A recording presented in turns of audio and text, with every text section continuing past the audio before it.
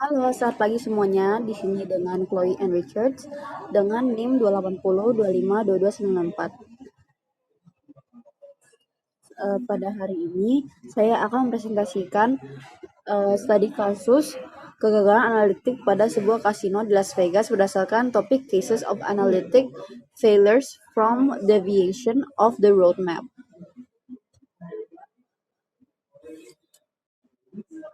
Untuk slide kedua ada introduction. What is analytics? Analytics adalah proses menganalisis data untuk membantu perusahaan mengambil keputusan bisnis yang lebih baik. Saat ini banyak perusahaan yang menggunakan AI dan analytics untuk meningkatkan keuntungan, efisiensi, dan memahami perilaku pelanggan. Namun, banyak proyek analitik gagal bukan karena teknologinya buruk, tetapi karena organisasi tidak siap menerapkan pengambilan keputusan berbasis data. Dalam slide ketiga ada tentang case background. Dalam kasus ini, sebuah kasino di Las Vegas ingin meningkatkan pendapatan dari slot machine yang mempertahankan pelanggan bernilai tinggi.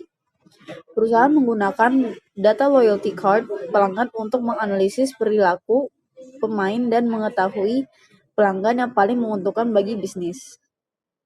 Karena itu, dibuatlah sebuah pilot project analitik untuk membantu meningkatkan performa bisnis perusahaan. Lalu ada analytical breakthrough. Yang pertama ada value player definition.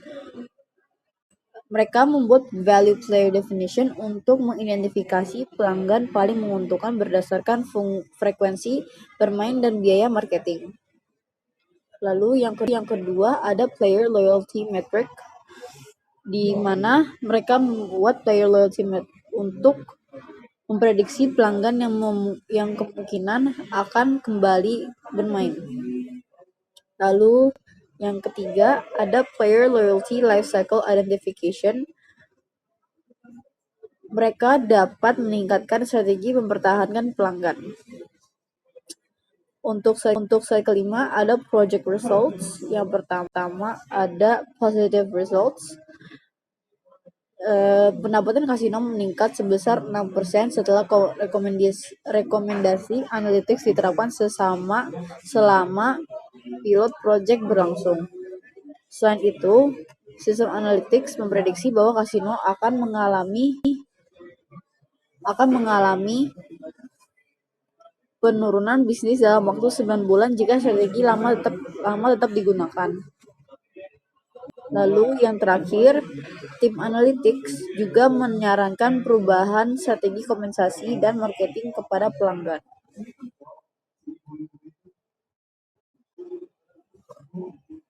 Lalu untuk slide 6, main problem, mindset failure. Yang pertama ada executive did not trust the analysis.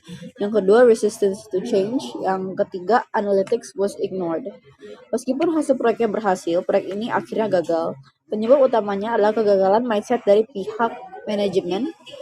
Eksekutif yang bertanggung jawab lebih percaya pada pengalaman dibandingkan analytics dan data. Karena itu, hasil analytics diabaikan dan tidak diterapkan ke dalam operasional bisnis perusahaan. Kasus ini menunjukkan bahwa teknologi yang baik tetap bisa gagal jika organisasi tidak mendukung penggunaan analytics.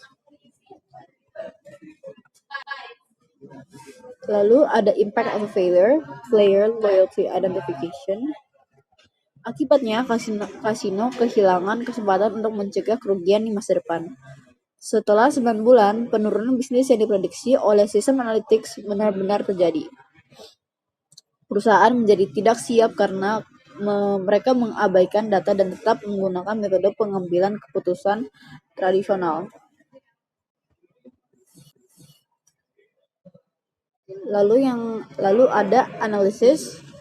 Menurut saya kasus ini gagal karena perusahaan ini tidak memiliki data-driven mindset. Pihak manajemen terlalu bergantung pada pengalaman pribadi dibandingkan menggunakan analytics untuk mendukung pengambilan keputusan.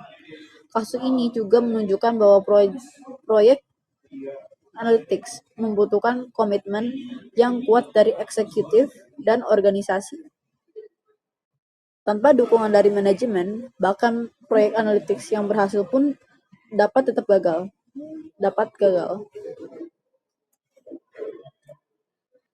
In conclusion, sebagai kesimpulan, studi kasus ini menunjukkan bahwa kegagalan analytics seringkali disebabkan oleh faktor manusia dan organisasi, bukan karena teknologinya.